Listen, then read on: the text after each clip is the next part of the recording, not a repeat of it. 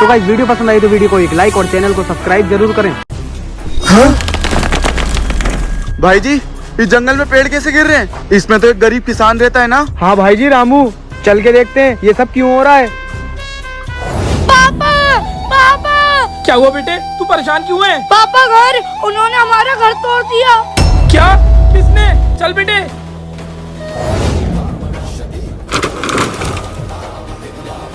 ये क्या करा? मेरे घर की तोड़ लाओ। हमें ये सब तोड़ने के ऊपर से ऑर्डर है, जाके सरकार से बात करो। क्या साहब, ये तो हमारी पुश्तैनी जमीन है, यहाँ हम कई बरसों से रह रहे हैं, ऐसा आप नहीं कर सकते। मुझे मेरा काम करने दो। नहीं, घर के साथ साथ मुझे भी मार दो। नहीं पापा, हम कहीं और रह लेंगे, चलो यहाँ से। बेटे, जो कुछ था यही सब था, हम दर दर की ठोकरें कहाँ खाएंगे। पापा दुनिया बहुत बड़ी है, चलो यहाँ से।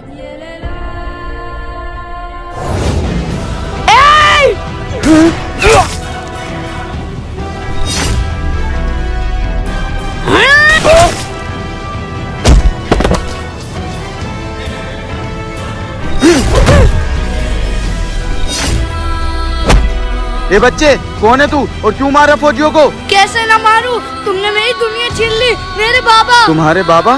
कौन? कहाँ रहते हैं? बॉर्डर के पास वाले जंगल में। बेटे, हमारा घर बार उजड़ गया, उसके अलावा हमारा कुछ नहीं था। मैं पूरा टूट चुका हूँ। बाबा, आप ही ने तो सिखाया है मुझे कि कभी हिम्मत न हारना चाहिए। लेकिन मैं हार गया। बाबा नहीं, बाबा बाबा बाबा बाबा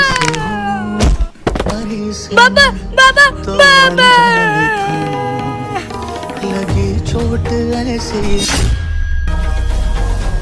मतलब ये सब इन फौजियों की वजह से हुआ है। मैं इनको जिंदा नहीं छोड़ूंगा। क्या? हाँ, कातिल हो तुम मेरे बाबा के, मैं तुम्हें जिंदा नहीं छोड़ूंगा। रुको बेटे, तुम्हें जरूर कोई मिसअंडरस्टैंडिंग हुई है। हकीकत बात ये नहीं, कुछ और है।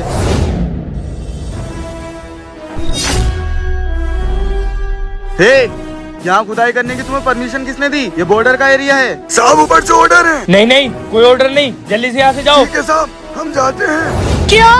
हाँ बेटे, हम फौजी कभी भी ऐसे इंसान के दुश्मन नहीं होते जो बेकसूर हो। सर मुझे माफ कर देना, मेरी गलतफहमी की वजह से कानून को हाथ में लिया। बेटे, भले ही तुमने ये गलत फहमी में किया है, लेकिन तुमने कानून को हाथ में लिया है, इसलिए मुझे तुम्हें कस्टडी में लेना होगा। चलो मेरे साथ।